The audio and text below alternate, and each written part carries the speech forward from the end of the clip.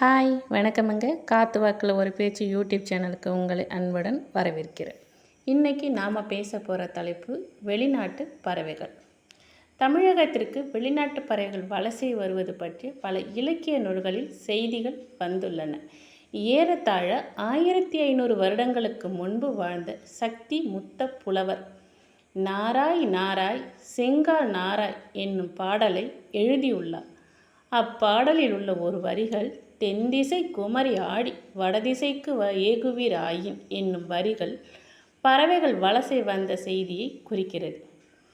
ஐரோப்பாவிலிருந்து தமிழகத்திற்கு செங்கால் நாரைகள் வருவது தற்போதைய ஆய்விலும் உறுதிப்படுத்தப்பட்டுள்ளது.